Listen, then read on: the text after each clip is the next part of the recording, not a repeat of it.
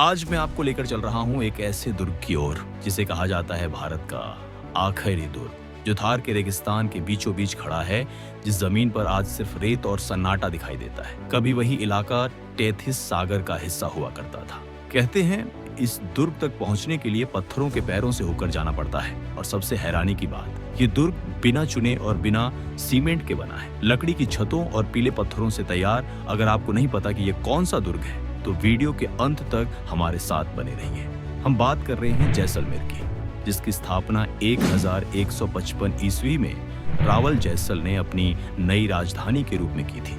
और इसी राजधानी के नाम पर इस राज्य का नाम पड़ा जैसलमेर। यहीं स्थित है त्रिकूट पहाड़ी पर बना त्रिभुजाकार आकृति वाला सोनार दुर्ग, जिसे स्वर्णगिरी दुर्ग भी कहा जाता है। यह राजस्थान का दूसरा सबसे बड़ा आवासीय दुर्ग है और भारत के बाकी किलों से बिल्कुल अलग, क्योंकि यह सिर्फ देखने की जगह नहीं है।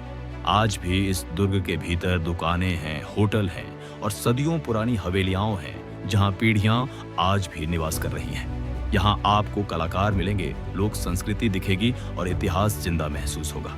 इतना ही नहीं, पंडित जवाहरलाल नेहरू ने इस दुर्ग को देखकर कहा था, यह दुनिया का 8वां अजूबा है। साल 2009 में भारत सरकार ने इस ऐतिहासिक दुर्ग पर डाक टिकट भी जारी किया था। इस दुर्ग के भीतर कई अद्भुत इमारतें हैं। पार्श्वनाथ मंदिर, ऋषभदेव मंदिर, संभवनाथ मंदिर और जिनभद्र सूर्य भंडार, जहां प्राचीन काल की हस्तलिखित पांडुलिपियां और ग्रंथ सुरक्षित रखे गए हैं। लेकिन जैसलमेर दुर्ग की कहानी सिर्फ स्थापत्य की नहीं है, ये कहानी है बलिदान, वीरता और सम्मान की। यहाँ हुआ था इतिहास का सबसे बड़ा अध्याय, साका।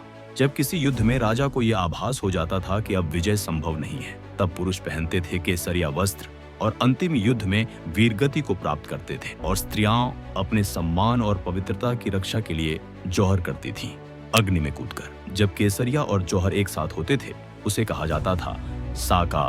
जैसलमेर दुर्ग ने इतिहास में 2.5 साके देखे हैं, 2 पूर्ण साके जहां केसरिया और जौहर दोनों हुए, और एक अर्ध साका जहां केवल केसरिया हुआ, जौहर नहीं। ये प्रथा राजपूतों की वीरता, सम्मान और त्याग का अमर प्रतीक रही है। तो दोस्तों, ये थी जैसलमेर के सोनार दुर्ग की अद्भुत और रोमांचक कहानी। अगर आपको ये वीडियो अच्छा लगा हो तो लाइक जरूर करें और चैनल को सब्सक्राइब करना ना भूलें। अब आप बताइए, आप कब जा रहे हैं जैसलमेर? कमेंट में जरूर लिखिए। धन्यवाद।